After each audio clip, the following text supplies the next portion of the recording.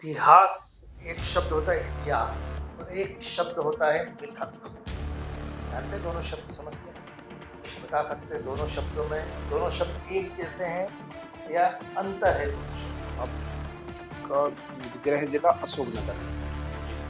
अशोकनगर में आप कौन कौन सी समस्याएं देखते हैं? तो क्या किसी राज्य ने ग्रीन जीडीपी प्रारंभ किया है भारत में?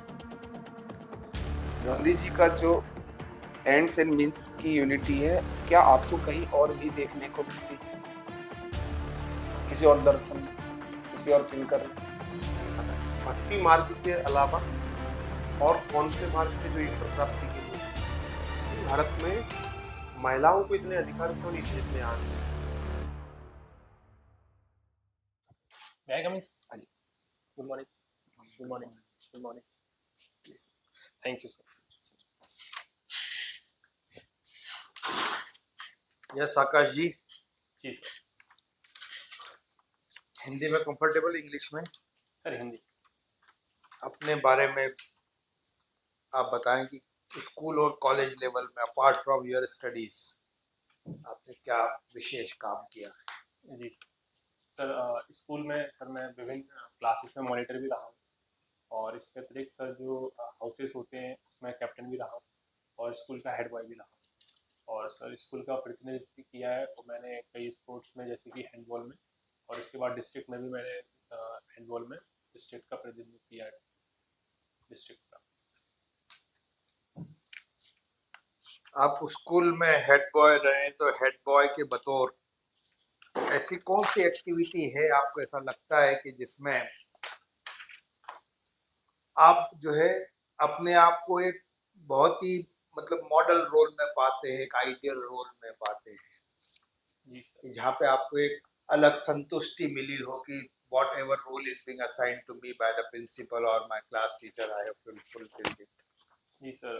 सर एक कंप्लेनिंग सेक्शन होता था कि जो स्टूडेंट्स हैं 6 से लेके 10 तक यदि उनकी कोई क्यूरीज हो स्टूडेंट्स की तो वो वहाँ डाल सकते हैं और उसको डील करने की सर जो रिस्पॉन्सिबिलिटी थी मेरी थी. और स्टूडेंट्स लेवल पर कोई भी यदि प्रॉब्लम्स आती हैं उनके लिए स्टडीज से रिलेटेड कोई पर्सनल प्रॉब्लम हो या फिर अदर देन स्टडीज कोई प्रॉब्लम आ रही है स्टूडेंट्स को तो सर वो डायरेक्टली मुझसे आके डिस्कस कर पाते थे. तो सर इससे काफ़ी सर मुझे संतुष्टि मिलती थी.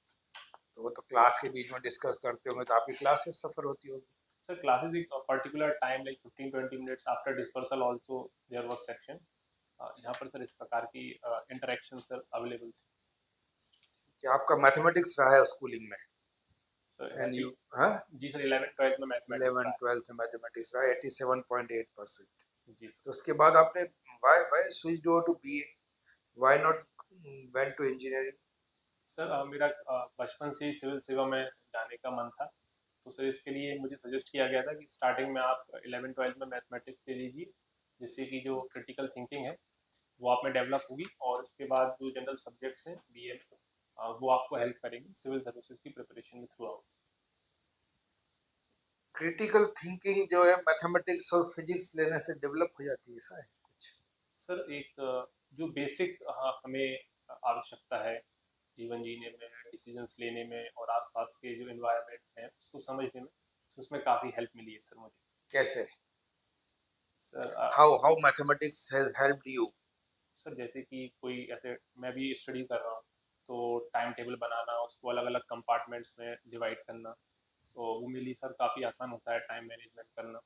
और सर फिज़िक्स जैसे कि जितनी भी जो बेसिक्स हैं केमिस्ट्री के फिज़िक्स के जैसे कि सर जो एंटी लार्वल मेजर्स होते हैं कि सर जैसे कि पेट्रोल या डीजल छिड़कने से पानी में जो मॉस्किटो रहते हैं वो पनपते नहीं है सर वहाँ पर मलेरिया जैसी समस्या नहीं आती. इसका मैंने यूज़ भी किया है आसपास जो गांव पे जब मैं रहता था तब. चलिए, मैं एक आपने लेटरल एंट्री स्कीम शब्द सुना है आपने? जी सर. क्या होता है? सर इसमें सर जो कॉर्पोरेट सेक्टर से प्राइवेट कॉर्पोरेट्स इंडिविजुअल्स को डायरेक्टर के पद पर और जॉइंट सेक्रेटरी इतने बड़े उच्च पद पर बिना एग्जामिनेशन के डायरेक्ट इंटरव्यू से रिक्रूट किया जाता है सर स्पेशलाइजेशन के लिए. तो आपको लगता है कि मतलब एक आईएएस जो है उसको जॉइंट सेक्रेटरी बनने में जो है 20 साल लग जाते हैं लगभग, और एक ऐसा corporate who has no knowledge about bureaucracy, who has not been trained like an IAS, जी उसको जो है सीधे लेटरल एंट्री से जॉइंट सेक्रेटरी बना दिया, उसके नीचे अब IAS काम कर रहे हैं। तो आपको ऐसा लगता है कि this is going to be an imbalance in what is known as administration, general administration? Sir इसके पीछे काफ़ी पॉजिटिव्स भी हैं कि यदि लेटरल एंट्री आती है तो जो सब्जेक्ट स्पेशलाइजेशन होता है, जो कि सर आईएएस कहीं ना कहीं लैक करते हैं सर, वो एडमिनिस्ट्रेशन में लाया जा सकता है। जैसे कि सर जो डिजिटल रिवॉल्यूशन अभी हम लाने की बात थोड़ा कर रहे लाउडली हैं, बोलिए थोड़ा। जैसे कि सर जो डिजिटल रिवॉल्यूशन है उसमें जो कॉर्पोरेट के पर्सन हैं उनकी जो एक्सपर्टीज है उसको यूज़ किया जा सकता है। और सर जो हमारे ऑनरेबल प्राइम मिनिस्टर रहे हैं मनमोहन सिंह जी, सर वो भी एक उदाहरण है कि कैसे एक इकोनॉमिस्ट फील्ड से पर्सन आकर एक्सेल कर सकते हैं एडमिनिस्ट्रेशन में। तो आप ये सोचते हैं कि अच्छी चीज है ये? जी सर, इसको कंट्रोल वे में और रेगुलेटेड तरीके से किया जाए तो सर डेफिनेटली जो एफिशिएंसी है एडमिनिस्ट्रेशन की उसको बूस्ट किया जा सकता है। अच्छा, अभी यदि मैं बात करूं यदि भारतीय संसद की, तो ये जो फैक्ट्स एंड फिगर्स देखने में आते हैं इससे पता चलता है कि लगभग 16 मेंबर ऑफ पार्लियामेंट्स, पूरे विधानसभाओं में देखो तो लगभग 124 125 मेंबर ऑफ लेजिस्लेटिव असेंबलीज जो है उनके खिलाफ महिलाओं के विरुद्ध अपराध के तहत केस दर्ज है। और कुछ एमपी तो ऐसे हैं, कुछ एमएलए तो ऐसे जिनके खिलाफ रेप के केसेस है, ट्रायल्स चल रहे हैं उनके खिलाफ। तो यार ऐसी स्थिति में जब एक कानून बनाने वाले लोग ही जो संसद और विधानसभा में बैठे हैं वही इसमें, तो आप कैसे उम्मीद कर सकते हो कि ये महिलाओं के विरुद्ध अपराध रुकेगा आगे जाके?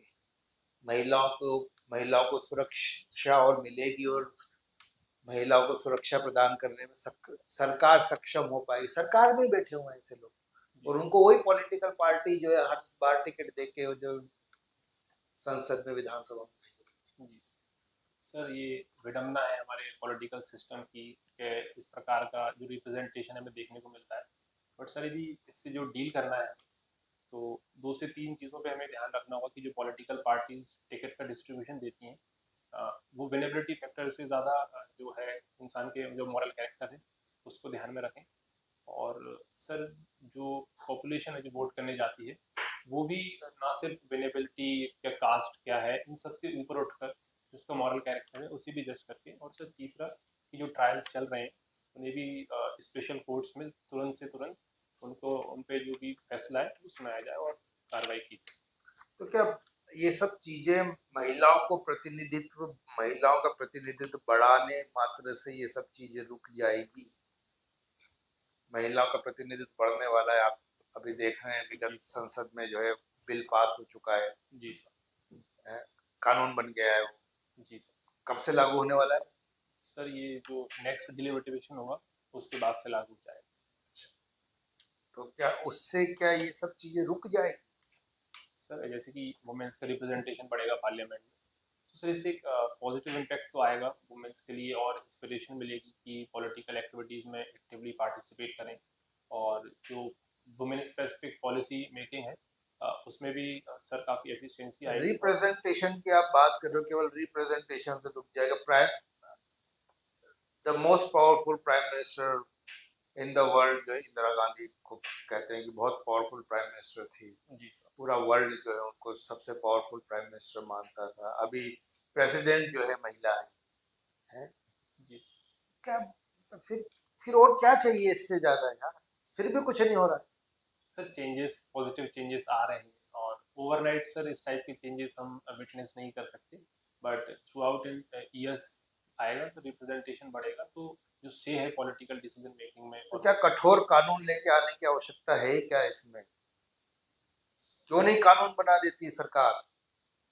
सर जो पॉलिटिकल एमएलएज और एमपीज जो क्रिमिनल बैकग्राउंड के सर इसको लेके डेफिनेटली सर और सख्त कानून गवर्नमेंट को लाना चाहिए। बट सर उसके काफ़ी पॉजिटिव नेगेटिव्स दोनों हैं कि देखने को मिलेंगे कि काफ़ी बार सर फॉल्स केसेस रजिस्टर होते हैं और इनमें जो कन्विक्शन रेट होता है वह काफ़ी कम होता है। तो सर आपका इतिहास विषय रहा है आपका, है ना? जी सर। इतिहास, एक शब्द होता है इतिहास और एक शब्द होता है मिथक। जानते हैं? दोनों शब्द समझते हैं? कुछ बता सकते हैं? दोनों शब्द एक जैसे हैं या अंतर है दोनों शब्दों में? सर मिथक को लेके मुझे क्लैरिटी नहीं है, अच्छा। सर इतिहास को लेके। पढ़िएगा, क्योंकि इतिहास और मिथक ये दोनों चीजें बहुत इंपॉर्टेंट होती हैं। जी सर। कई बार ऐतिहासिक तथ्य छुप जाते हैं और मिथक चलने लग जाते हैं, जी सर। हैं? जी तो सर। उसको जरूर से आप अवश्य सर। आकाश, आपने हैंडबॉल को हॉबी हॉबी में क्यों नहीं लिखा? सर मैं क्लास 10 तक ही उसे परस्यू कर पाया, और उसके बाद सर मैं उसे एक्टिवली परस्यू नहीं कर पाया। कारण क्या रहा? सर क्लास 10 के बाद एक तो सर मेरा स्कूल चेंज हुआ, और वहाँ पे एनवायरनमेंट इतना फ्रूटफुल नहीं था टाइम देना। सर उसके बाद मैं सिविल सर्विस की प्रिपरेशन के लिए और अपने ग्रेजुएशन के लिए इंदौर आ गया, तो सर यहाँ पर मैं प्रॉपर टाइम नहीं दे पाया। तो सिविल सर्विस प्रिपरेशन के दौरान स्पोर्ट्स परस्यू नहीं कर सकते? सर मैं जैसे कि सर जो मेरे इंटरेस्ट थे उसके अकॉर्डिंग मैंने जॉगिंग को अपनी हॉबी में लेकर आया, कि अपने जो हेल्थ बेनिफिट्स हैं और एंड्योरेंस डेवलप करना है, तो सर मैं इतना ही कर पाया इस विषय में। आपका गृह जिला अशोकनगर है। जी सर। अशोकनगर में आप कौन कौन सी समस्याएं देखते हैं? सर अशोकनगर में सर एक रेन फेड एग्रीकल्चर ही है जो वहाँ पे मुख्य रूप से होता है, और उसमें सिंचाई के साधन इतने पर्याप्त नहीं है। और दूसरा सर इतने समय बीत जाने के बाद भी कोई मेजर इंडस्ट्रीज बड़े लेवल पे हो या फिर स्मॉल स्केल इंडस्ट्रीज हो, सर वो अशोकनगर में नहीं एस्टेब्लिश हो पाई है। और सर तीसरा कारण सर जो एजुकेशन है उसके लिए सर और एम्प्लॉयमेंट के लिए लोगों को बड़े स्तर पर बाहर माइग्रेट करना पड़ता है।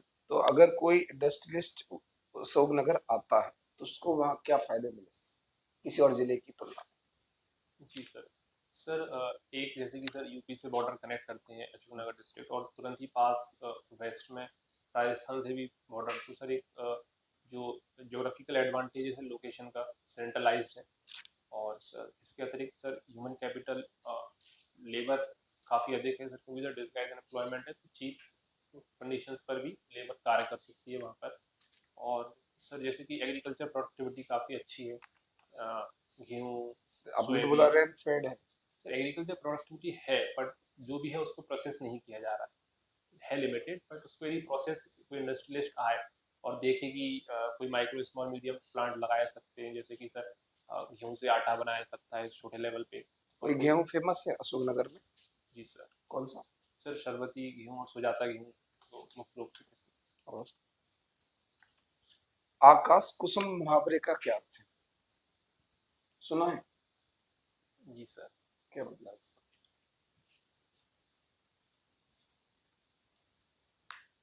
सर एग्जैक्टली मैं अभी रिकॉल नहीं कर पाऊँ, मैंने पढ़ा है। प्रशांत किशोर जी का नाम सुना है आपने? जी सर। किस लिए प्रसिद्ध है वो? सर वो एक पॉलिटिकल थिंकर और एनालिस्ट हैं, जिनकी काफ़ी रणनीतियाँ पॉलिटिकल पार्टीज ने इम्प्लीमेंट की हैं और सक्सेस पाई है। और प्रशांत किशोर जी का कहना था कि आईएएस सर्विस को ही खत्म कर देना चाहिए, क्योंकि भारत में जितनी भी क्रांतियां हैं वो नॉन आईएएस ने की। जैसे श्वेत क्रांति नॉन आईएएस ने, हरित क्रांति नॉन आईएएस ने। तो उनका ये विचार है कि आईएएस कुछ करते नहीं है, क्योंकि वो जर्नलिस्ट होते, स्पेशलिस्ट होते नहीं। तो सारी लेटर एंट्री से हम पोस्ट भर दें, आईएएस से लेकर अपर पोस्ट तक, और यूपीएससी का एग्जाम भी बंद कर। तो आप सहमत है इस कदम से? सर मैं बिल्कुल भी सहमत नहीं हूँ इस कदम से। सर वो आईएएस जो है इंडियन एडमिनिस्ट्रेटिव सर्विसेज, उसका अपना रोल है। क्योंकि सर हम मानते हैं कि जर्नलिस्ट वहाँ पर ज़्यादा है और कमी है स्पेशलाइजेशन की, उससे सर हम लेटर एंट्री जैसे जो उपाय है उनसे दूर कर सकते हैं। और सर काफ़ी पॉजिटिव इम्पैक्ट्स भी आईएएस एडमिनिस्ट्रेशन ने डाले हैं, जैसे कि सर जो इंटीग्रेशन है इंडिया का, उसमें काफ़ी इंपॉर्टेंट रोल रहा है कि नॉर्थ से साउथ, ईस्ट से वेस्ट तक एक सिमिलर फॉर्म ऑफ एडमिनिस्ट्रेशन हम रन कर पा रहे हैं कंट्री में। वो तो लेटर एंट्री से भी हो सकता है। तो सर उसमें एक कॉम्पिटेंट जो कैंडिडेट्स हैं सिलेक्शन प्रोसेस तरीके से सर वो यूपीएससी एक बेहतर तो ढंग से अगर हम लेटर एंट्री में जो स्पेशलिस्ट हैं, जैसे आईआईएम से बुला लें, आईआईटी से बुला लें, किसी का इंटरव्यू करा लें। सर जो स्कोप अभी यूपीएससी दे रहा है, जैसे कि विभिन्न विभिन्न सब्जेक्ट्स हैं मैकेनिकल इंजीनियरिंग के भी, और डॉक्टर्स भी आते हैं, लॉयर्स भी आते हैं, सब यूपीएससी एग्जाम्स क्रैक करते हैं और आईएएस बनते हैं डिफरेंट डिफरेंट बैकग्राउंड से। तो सर उनका यूज हम फ्यूचर में ले सकते हैं। आपके ग्रेजुएशन के विषय हैं इतिहास, राजनीति विज्ञान और अर्थशास्त्र। तो क्या किसी राज्य ने ग्रीन जीडीपी प्रारंभ किया है भारत में?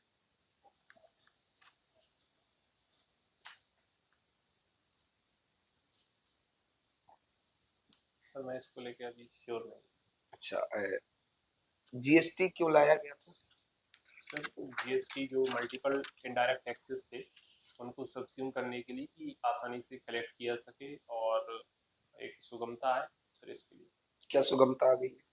सर कंपैरेटिवली जो पहले बहुत सारे टैक्सेस थे उनको सब्स्यूम करने के बाद एक परसेंटेज ऑफ आसानी तो सर आई। रेट तो फिर वही लगा दी, 5, 12, 18, 28 में तो बात तो वही हो गई, फिर बहुत सारे टैक्स हो गए। सर वो इंटरनल डिवीजन किया गया है। डिवीजन तो डिवीजन। जी सर इसको लेके क्रिटिसिज्म होता है जीएसटी का। फिर भी क्यों? पुराने टैक्स जो वैल्यू एडेड टैक्स था उसमें से क्या कमी थी कि जीएसटी ने उसको कमी को दूर कर दिया? सर एक जो कास्केडिंग इफेक्ट होता है वो जो टैक्स ऑन टैक्स बार बार लगता है और उसकी प्राइस बढ़ती है। वैल्यू एडिशन में लगता है कैस्केडिंग?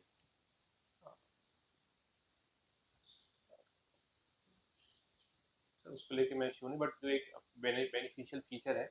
जैसे 120 रुपए की कोई चीज जी है सर। ना, मैंने 100 रुपए की चीज ली, उसको प्रोसेस करके 120 में बेच दिया, तो उसमें मुझे वैल्यू एडेड टैक्स कितना लगेगा? अगर मैं 100 रुपए की चीज को 120 रुपए में बेच रहा हूँ तो मुझे वैल्यू एडेड टैक्स 10% के हिसाब से कितना लगेगा? सर 10% के हिसाब से 2 रुपीज सर। कैस्केडिंग कहाँ है? सर वैट में इतना नहीं था, बट और जैसे टैक्सेस थे। हमने तो वैट को हटा दिया, जी सर। तो फिर उसमें तो कैस्केडिंग लग नहीं रहा, आप खुद बोल रहे नहीं लग रहा। सर माफी चाहूंगा मैं इसके लेके जो सारे aspects हैं, इनडायरेक्ट टैक्स जीएसटी में इंक्लूड हो गए हैं कि अभी भी कुछ एक्सक्लूडेड है? सर काफी टैक्सेस एक्सक्लूडेड भी है। कौन कौन से? जैसे कि सर जो एक्साइज और जो अल्कोहल पे टैक्स वगैरह लगता है वो, और सर पेट्रोलियम जो क्रूड ऑयल होता है उस पे जो टैक्स लगते हैं वो भी एक्सक्लूड। इनको बाहर क्यों रखा गया? सर इनिशियल स्टेज में देखा गया है कि जो टैक्स डिवोल्यूशन होगा तो ये स्टेट की जो मेजर रेवेन्यू होते हैं उसका पार्ट होते हैं, और इस कारण सर अभी इसे इनिशियल स्टेज में बाहर रखा गया स्टेट्स के। तो जीएसटी क्या लगता है, ये फाइनेंशियल फेडरलिज्म के अकॉर्डिंग है या उसके एडवर्स है? सर उसको सपोर्ट ही करता है कैसे? फाइनेंशियल। सर इसमें जो जीएसटी काउंसिल है उसमें सारे स्टेट्स का और सेंटर सबका रिप्रेजेंटेशन रहता है और अपने अपने वोटिंग राइट्स रहते हैं, और उसी से सर डिसीजंस जो मेजर डिसीजंस हैं वो लिए जाते हैं। जैसे एमपी को लग रहा है कि जीएसटी आने से उसका रेवेन्यू कम हो गया, तो क्या उसके पास इतनी ऑटोनॉमी है कि वो जीएसटी से बाहर आ सकता है? सर उसमें जो मेजोरिटी डिसीजन मेकिंग सर इस प्रकार से कोई स्टेट यदि चाहे तो इस प्रकार से बाहर नहीं आ सकता। वोटिंग राइट कितना है जीएसटी काउंसिल में? सर स्टेट के लिए 1/3 है और स्टेट्स के लिए 2/3। और वोटिंग कितने डिसीजन से होगा, कोई भी डिसीजन कितनी वोटिंग से होगा?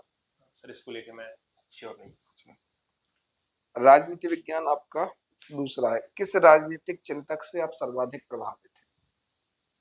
सर मैं जो महात्मा गांधी जी हैं हमारे फादर ऑफ नेशन, उनके विचारों से मैं काफी अधिक प्रभावित। कौन कौन से राजनीतिक दर्शन आपको सबसे ज्यादा प्रभावित करते हैं? गांधी जी के सर जो उनका ट्रस्टीशिप का कॉन्सेप्ट था, और दूसरा sir unity between ends and means, और सर इसके अतिरिक्त जो उनका सत्याग्रह को लेके जो उनके विचार थे, सर ये तीनों मुझे काफी। गांधी जी का जो एंड्स एंड मीन्स की यूनिटी है, क्या आपको कहीं और भी देखने को मिलती, किसी और दर्शन में, किसी और थिंकर में? सर एग्जैक्टली आप सर किस सेंस में मेरे? गांधी जी ने बोला कि एंड्स मीन्स दोनों प्योर होने चाहिए ना, purity of ends and means, तो ये प्योरिटी एंड्स और मीन्स की किसी और फिलोसफी में और किसी और थिंकर ने भी बोला है कि both should be pure? Indian thinker और कोई भी? सर इमैनुअल कांत, और मैं रिमेम्बर कर पा रहा हूँ सर यही। अच्छा, निष्काम कर्म सुना है आपने? जी sir. Western philosopher, western thinkers में आपका कौन सा फेवरेट है? सॉक्रेट्स। सॉक्रेट, क्यों? सर और मैंने उसी मैक्सिमम पढ़ा है क्योंकि सर सिलेबस में भी है और मैं भी उसको समझ पाया। इंटरेक्शन कौन सी चीज आपको सबसे ज्यादा इन्फ्लुएंसिव लगी? सर जो सॉक्रेटिक डायलॉग है कि एग्जामिन करना चाहिए क्वेश्चन आंसर सेशन से कि जो रियल ट्रूथ क्या है, रियल नॉलेज क्या है। सर वो मुझे लगा कि फैक्ट्स पर और जो प्रीडिटरमाइन रिजल्ट्स हैं उन पर आप कंप्लीटली रिलाई ना करें। डायलॉग मेथड की 3 कमियां बताइए। सर जो डायलॉग मेथड है सर काफ़ी कि हर जगह से अप्लाई नहीं किया सकता, टाइम कंज्यूमिंग हुआ, और जो ऑलरेडी एस्टेब्लिश्ड नॉलेज है सर ये उसे नकारता है। तो जो हमारी जनरेशनल नॉलेज है सर वो कहीं ना कहीं हम खो देंगे सर इस method. What is concept according to Socrates? Concept sir exactly sir मुझे इस बारे में मतलब सुना है ऐसा, उन्होंने कुछ बोला है कॉन्सेप्ट के बारे में? सर कॉन्सेप्ट को लेकर sir according to Socrates virtue is knowledge, ये स्टेटमेंट का क्या मीनिंग? Yes sir.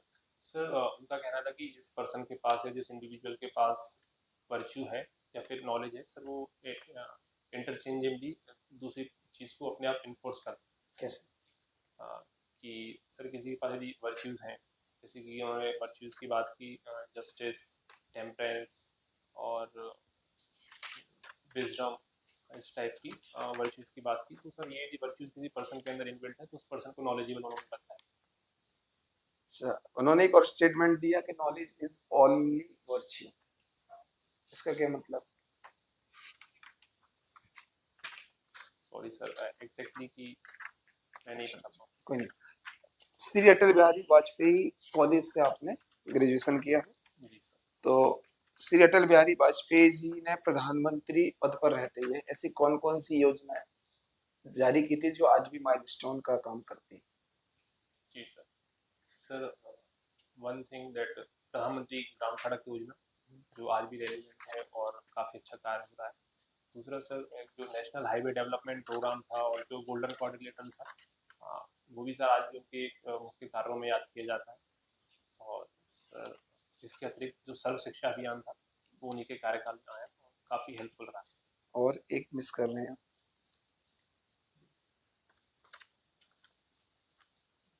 अंत्योदय अन्न योजना सुना है आपने? जी सर।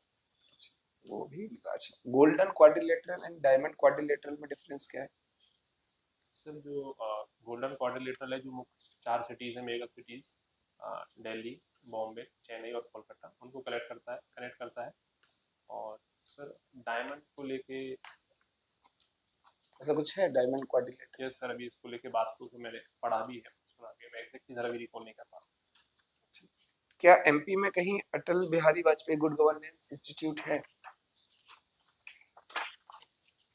2024 पीएससी प्री में भी पूछा गया। आपने प्री दिया था 24? जी सर। यस उसमें पूछा गया Atal Bihari Vajpayee good governance institute किस डिस्ट्रिक्ट में? सर पूछा गया है मुझे, आ रहा है? मेरा क्वेश्चन गलत था सर वहाँ पर भी। तो फिर आपने चेक ही नहीं किया दोबारा? हाँ सर, इसको लेके मैं भी सर सॉरी इसके लिए। अच्छा, ठीक है। आकाश जी, जी सर। आपका सब्जेक्ट इतिहास है, जी सर। तो इतिहास प्रशासनिक अधिकारी को किस प्रकार से सहायता करता है, इतिहास अध्ययन? सर इतिहास में हम किसी पूर्व की घटना का प्रेजेंट समय में विश्लेषण करते हैं और उसके फ्यूचर में अभी क्या इम्पैक्ट्स रहे और फ्यूचर में उससे हम क्या सीख सकते हैं। जैसे कि सर जो मौर्य प्रशासन था वो काफ़ी बृहद था और उसमें जो फीचर्स हैं उससे हम सीख सकते हैं। और साथ ही साथ सर जो विभिन्न रूलर्स ने समय समय में गलतियाँ की हैं, जैसे कि सर नेपोलियन हुए और हिटलर हुए, उनसे हम सीख सकते हैं कि किस तरीके से एक जो गुड गवर्नेंस है और लोगों को साथ लेकर चलने वाली जो पॉलिसीज हैं वो ज़्यादा कारगर होती है। ठीक है सर, भक्ति की अवधारणा क्या है बताओ थोड़ा। सर भक्ति में एक सुप्रीम बीइंग और अपने गॉड के प्रति डिवोशन, लव और रेवरेंस की फीलिंग की जाती है। आपद धर्म क्या होता है? माफी चाहूंगा सर, एक बार आप आपद धर्म? आपत सॉरी सर, मुझे इस बारे में नहीं पता। भक्ति मार्ग के अलावा और कौन से मार्ग थे जो ईश्वर प्राप्ति के लिए थे? सर ज्ञान मार्ग और कर्म मार्ग, और सर इसके अलावा जो ज्ञान मार्ग की पहली बार जानकारी कहाँ से मिल गई? सॉरी सर, इसको लेके मुझे नॉलेज नहीं। ठीक है, आपकी हॉबी है सामाजिक मुद्दे और जीवनी आधारित फिल्में और वेब सीरीज। तो रिसेंट में कौन सी फिल्म देखी थी जो सामाजिक मुद्दे पर आधारित? सर जो लापता लेडीज मूवी थी सर, वो मैंने रिसेंटली अभी देखी। और इसके अलावा सर स्त्री 2 मूवी जो भी रिसेंटली आई, वो भी मैं। इसमें किस सामाजिक मुद्दे को बताया गया सर स्त्री 2 में? सर स्त्री 2 में जैसे कि मेल और फीमेल बराबर होते हैं, उसमें जो अर्धनारीश्वर का कॉन्सेप्ट बताया गया है कि दोनों मिलकर ही जो विलन था उससे लड़ सकते हैं। और दूसरा सर कि महिलाएं किस तरीके से आती है हीरो के पास कि आप हमारी प्रॉब्लम को सुनिए। तो सर ये भी एक है कि महिलाएं पार्टिसिपेट कर सकती हैं और मैं इसको अपनी प्रॉब्लम बता सकती हैं और उनसे एक्सपेक्ट कर सकती हैं कि उसे सॉल्व करें। और तीसरा सर जो कॉन्सेप्ट कि महिलाओं के जो प्रोग्रेसिव थॉट्स होते हैं उनको सर उस मूवी में बताया गया कि किस तरीके से जो विलन था उसको काउंटर करता है। और ये एक सोशल इशू है, आज भी इसे देखने को मिलता है। प्राचीन भारत में महिलाओं को इतने अधिकार क्यों नहीं थे जितने आज? सर वो समाज उस समय के समाज जो सर्कमस्टांसेस थे उसके अकॉर्डिंग सर पैट्रियार्कल माइंडसेट था और सीमित रोल तक ही निर्धारित कर दिया गया था वुमेन्स का रोल। और सर ये मुख्य कारण यही है, पैट्रियार्कल माइंडसेट। प्राचीन धर्म भी जो है एक भूमिका निभाया है क्या महिलाओं के पतन के लिए? सर कई जगह पे जो है इस प्रकार के एग्जर्ट्स मिलते हैं कि महिलाओं के लिए धर्म ने भी कई बार सर नेगेटिव रोल प्ले किया है कुछ। ठीक है, और जॉगिंग करना भी आपका एक है ना? जी सर। 30 मिनट जॉगिंग करने से कितनी कैलोरी बर्न हो जाएगी? सर 30 मिनट्स कैलोरीज में कन्वर्ट करें कितनी देर तक करते हो? सर अराउंड 30 to 30 तो कितनी हो जाती है? कभी सर वॉकिंग, कभी मैक्सिमम जॉगिंग करता हूँ। संभाग F3 है हैंडबॉल 700 to 800 कैलोरीज। 30 मिनट में हो जाएगी। कितनी कितनी हो जाएगी? 7 to 8 ये तो बहुत ज्यादा हुई, डबल से भी ज्यादा हुई। लाइक जब मैंने ट्रेडमिल पे कभी रन किया है तो एक फिगर अराउंड दिस आता है। 700-800 आ जाता है 30 कैलोरीज 200 से 500 के मध्य में। हाँ 200 से 300 300 कैलोरीज। ठीक है सर, मैं इसको देखूंगा। संभागीय स्तरीय हैंडबॉल खेल में आपने जिले का नेतृत्व किया है। जी सर। कितने सदस्य होते हैं एक टीम में? सर इसमें जो टीम होती है उसमें 1+6 ग्राउंड पर खेलते हैं और 7 प्लेयर सर बाहर होते हैं सब्स्टिट्यूशन के लिए। अच्छा, कोर्ट की लंबाई चौड़ाई क्या होती है हैंडबॉल कोर्ट की? सर जो उसकी लेंथ होती है वो 40 मीटर्स होती है और जो उसकी विड्थ होती है वो 20 मीटर्स होती 20 मीटर होती है। है। जी सर। अभी पेरिस ओलंपिक में किसने गोल्ड जीता है हैंडबॉल? सर पेरिस ओलंपिक में सर डेनमार्क ने गोल्ड जीता। किसको हरा के? सर